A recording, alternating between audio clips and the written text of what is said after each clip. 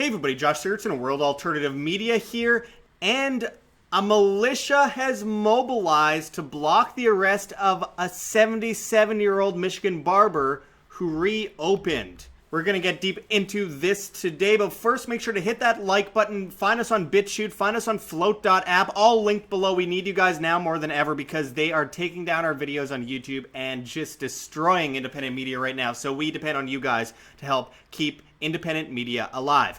Anyways, as this article says, militia mobilizes to block arrest of 77-year-old Michigan barber who reopened. And many of you will remember that armed protesters entered Michigan state capitol to demand end to coronavirus lockdown on April 30th of this year. And obviously, of all places in the world, no offense, people in Michigan, but I did not expect Michigan to be the place where we see an armed revolt against the government. But anyway, as this article says, the Michigan militia says the police will not be allowed to arrest 77-year-old Owosso, Michigan barber Karl Manke, who has defied Governor Whitmer's orders that all non-essential businesses stay closed. Friday night, Michigan State Police delivered a health protection order from Michigan Attorney General Dana Nessel's office ordering that Manke close his doors. A local Fox affiliate spoke to Daniel Brewer, one of the militia members standing up for the barber's right to work. And I quote, "Yesterday, 6 troopers came in to enforce the governor's order to issue a cease or desist order, so we are here to make sure he doesn't get arrested. We're willing to stand in front of that door and block the entrance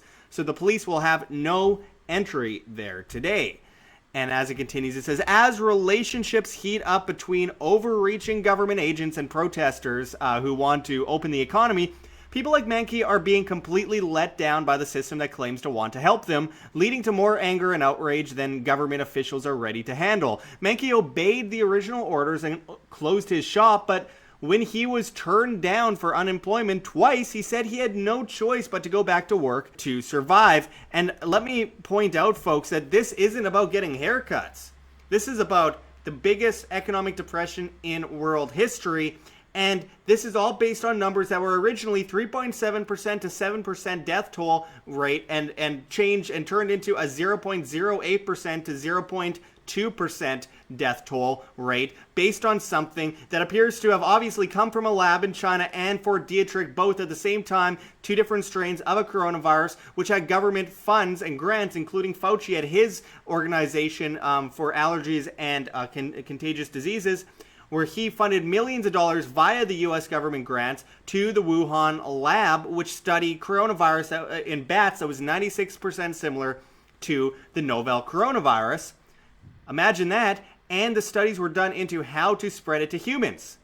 So for good reason, people are questioning this. And when they can't afford to feed their families, they're not being selfish, it's not about haircuts, it's about feeding families, which if we don't see things open immediately, this will kill far more people than the virus ever could.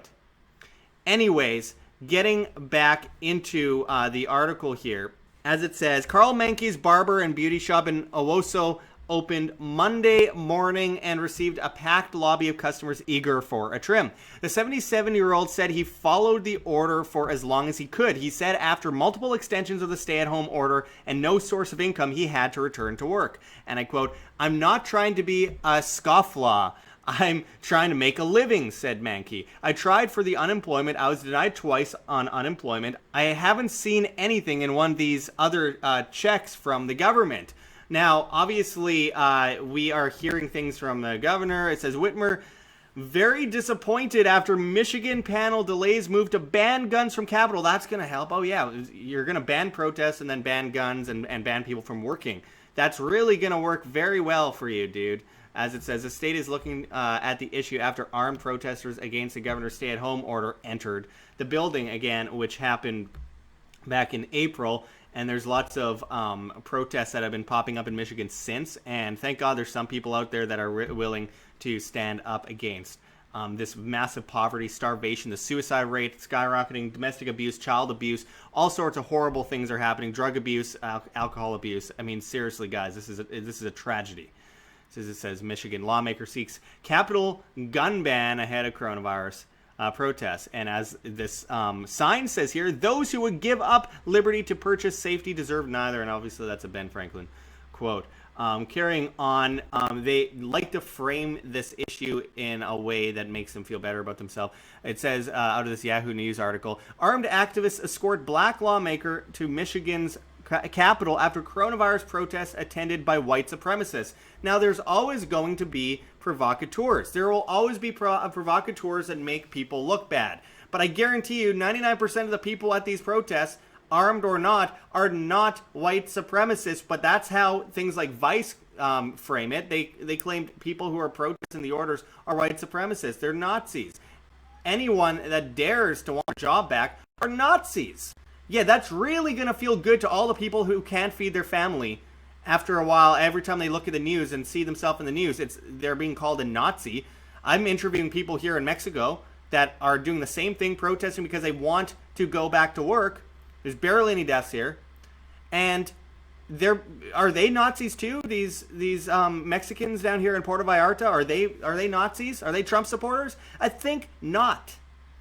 Anyway, this is another reason, by the way, that you have to watch out for the media on both sides. This is why we need to protect independent media. As this says, Fox News commentator Sean Hannity criticizes armed Michigan protesters, and oh my God, he said, show of force is dangerous, and people shouldn't intend to intimidate officials.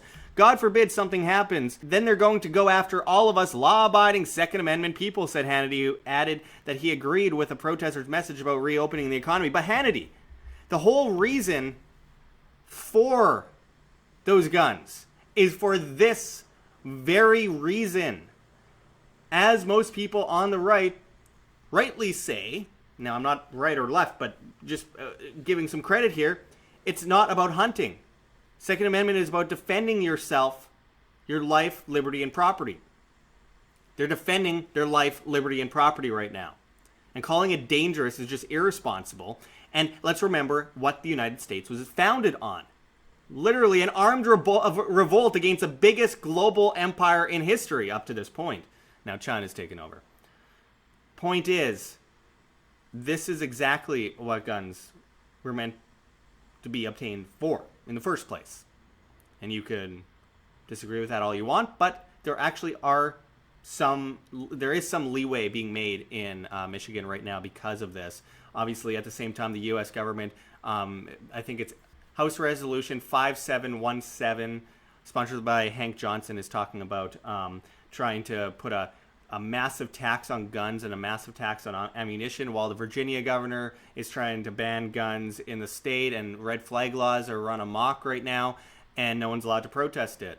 What a perfect time to take away guns. In Canada, they just banned 1,500 different kinds of rifles, calling them military grade, which is absurd. Point is, people want their jobs back. They want to be able to pay for food, support their families. And we have people even on Fox News, obviously, because Fox News is controlled opposition, saying that these people are irresponsible and dangerous. Stand down, be apathetic. But there's certain ways to get things done, my friends, and I'm not going to advocate anything, but I'm just saying there's certain ways to get things done. And we must not fall into the tricks of the mainstream media, left or right, CNN or Fox News. This is why we need you guys to support independent media now more than ever. We are being crushed by YouTube, and they're just recommending Fox News and CNN at the end of all of our videos because we're not allowed to be seen. Recently, I found 2% of the views on my YouTube video was actually from YouTube. The rest was from external shares on social media. So we need you guys to share this video. We need you to join our new newsletter at www.iambanned.com. We need you guys on float.app. We need you guys on BitChute. Now more than ever, we are at the end game, folks. We will not be on YouTube much longer. So I really appreciate anything you guys can do to help out. Check those links below. We need you guys. Anyway, we will continue to report on the subject as it elapses because things are getting crazy out there and people are getting fed up and people are starting to wake up. And it's a matter of not just waking up, but what are you going to do about it? Anyway, this video will very likely be removed from YouTube, so watch it while you still can. Anyway, this is Josh Sigurdson signing out from World Alternative Media. Find the truth, be the change. Like what you see here, don't forget to check the links below. GoFundMe, Patreon, Subscribe-Star. We really can't do it without you. We've been so insanely shadow banned, about 90% at this point, and 95% demonetized. As Susan Wojcicki, the CEO of YouTube, comes in and says that she is shutting down quote-unquote controversial content and cutting out the views on this controversial content by 70%. She's been bragging about it. We need your help more than ever in this battle for truth in information. You guys are what keeps us alive, so we really appreciate just even $1 a month makes a huge difference. If everyone could give just $1 a month, we wouldn't even have to worry about competing against the mainstream propaganda networks. You can also donate to our Bitcoin address on the screen for you to scan if you please, as well as in the comments and description.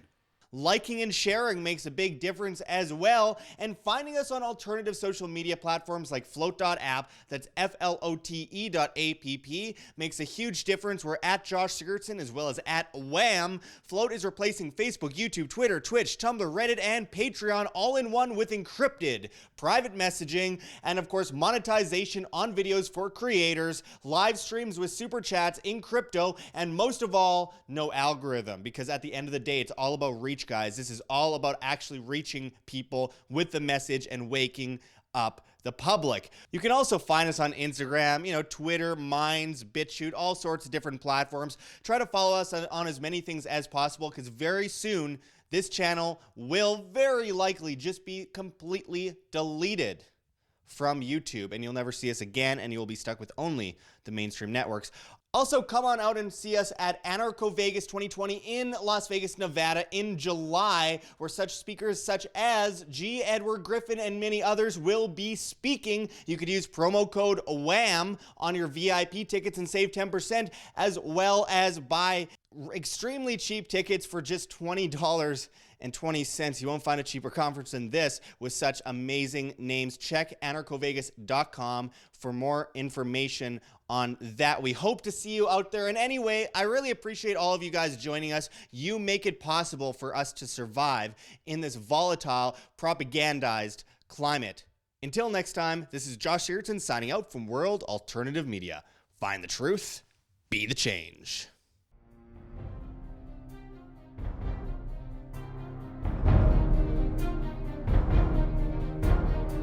I'm sure you have already changed people's minds in your young age because you're involved, and I like that.